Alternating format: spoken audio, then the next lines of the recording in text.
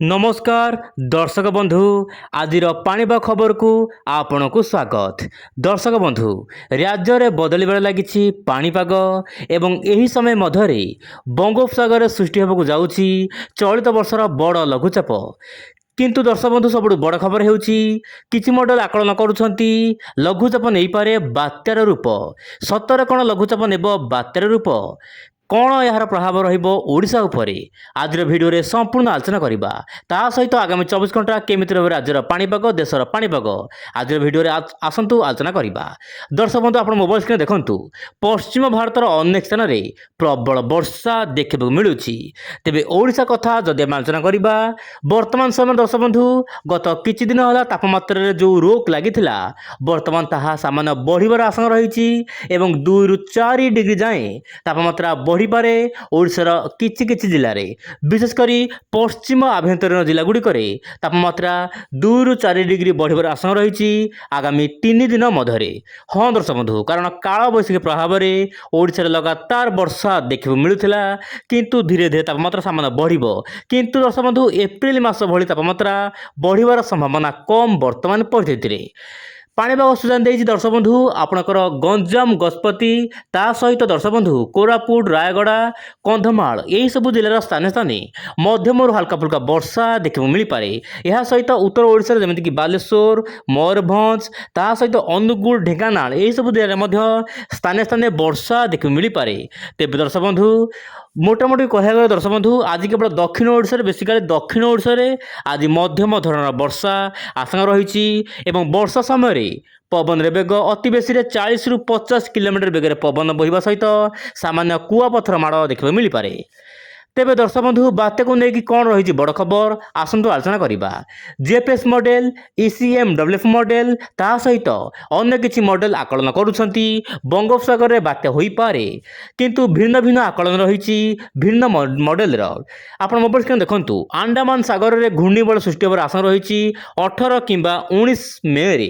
हाँ दर्शक बंधु 18 किंबा 19 मे रे गोटे घूर्णिबल सृष्टि हेबो एवं घूर्णिबल अति अधिक घनीभूत होई लघुचाप रूप नहीं सामान्य डिप्रेशन आड़ को गति करें बोली जहाँ आपणकर ECMWF मॉडल आकलन जारी करिछि। तेबे दर्शक बंधु वर्तमान समय आपणकर मौसुमी वायु धीरे धीरे आरब सागर और भारत महासागर में सक्रिय होबार लगी। आपण यही दृश्य को देखंतु जो ट्रैक मुझे रखी आप देखंतु आपणकर पश्चिम उत्तर पश्चिम दिगु वर्तमान सामान्य भाव में वायु आसुची किंतु दक्षिण पश्चिम वायु सामान्य सक्रिय होबार लगी। दक्षिण पश्चिम वायु सामान्य सक्रिय होबार लगी जहाँपाई कि अंडमान निकोबर द्वीपपुंज में आपणकर 19 किंबा 20 तारीख में मौसुमी वायु छुईबार यथेष्ट परिमाण संभावना रही बोली जहाँ ECMWF मॉडल ता सहित अन्य किछि मॉडल आकलन जारी करिसेंती आपण मोबाइल स्क्रीन देखंतु। तेबे जेतेबेले दर्शक बंधु अंडमान निकोबर द्वीपपुंज में मौसुमी वायु छुईबो सेही समय मध्य गोटे लघुचाप मध्य दाना बांधिबो। दर्शक बंधु जो लघुचाप दाना बांधी परवर्त समय सामान्य बात्या रूप नहीं पारे बोली जहाँ मॉडल तरफ आकलन करा जाइछि। तेबे दर्शक बंधु मु आपनको कहिबिनी गोटे बड़ बात्या हेबो किंतु मॉडल मानकर भिन्न भिन्न आकलन वर्तमान समय सामना को आसुची बात्या हेबो कि नाही कारण वर्तमान बात्या हेबो आपणकर 50% एवं आउ 50% हेबो नाही बोली जहाँ सूचना मिलूची।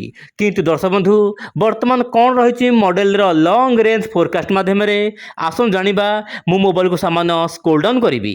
दर्शक बंधु आपण देखंतु आज होची 14 तारीख एवं आज दिन में पाणीपाग में कौन परिवर्तन होबार आशंका नहीं विशेषकर बंगोपसागर में वर्तमान कौन हलचल देखा मिल पारना किंतु दर्शक बंधु समय गड़िबा सहित बंगोपसागर मध्य सामान्य अशांति होबार आशंका रही किंतु दर्शक बंधु बंगोपसागर एवं आरब सागर आप मोबाइल स्क्रीन देखंतु भल भाव में बंगोपसागर एवं आरब सागर यथेष्ट परिमाण में जलीय बाष्पूर्ण वायु जीव जहाँपाई कि आप दक्षिण भारतर अनेक स्थान में अति भीषण वर्षा हेबो। दर्शक बंधु कारण मौसुमी वायु प्रभाव में प्रबल वर्षा हेबो।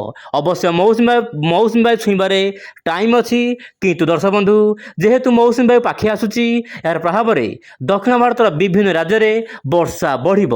କିନ୍ତୁ ଦର୍ଶକ ବନ୍ଧୁ 19 ତାରିଖ ବେଳକୁ ଆପଣ ଦେଖନ୍ତୁ ମୋବାଇଲ ସ୍କ୍ରିନ୍ରେ 19 ତାରିଖ ବେଳକୁ ଦକ୍ଷିଣ ପୂର୍ବ ବଙ୍ଗୋପସାଗର ଆଣ୍ଡାମାନ ନିକୋବର ଦ୍ୱୀପପୁଞ୍ଜ ପାଖରେ ଗୋଟିଏ ଲଘୁଚାପ କେନ୍ଦ୍ର ମଧ୍ୟ ସୃଷ୍ଟି ହେବାର ଆଶଙ୍କା ରହିଛି। ତେବେ 21 ତାରିଖ ବେଳକୁ ସାମାନ୍ୟ ଘନୀଭୂତ ହେବାର ମଧ୍ୟ ଯଥେଷ୍ଟ ପରିମାଣରେ ସମ୍ଭାବନା ରହିଛି ଏବଂ ଏହାର ପ୍ରଭାବରେ ଆପଣଙ୍କର ଆଣ୍ଡାମାନ ନିକୋବର ଦ୍ୱୀପପୁଞ୍ଜ ସହିତ କେତେକ ଅଞ୍ଚଳରେ ଭାରି ବର୍ଷା ଦର୍ଶକ ବନ୍ଧୁ ହୋଇପାରେ।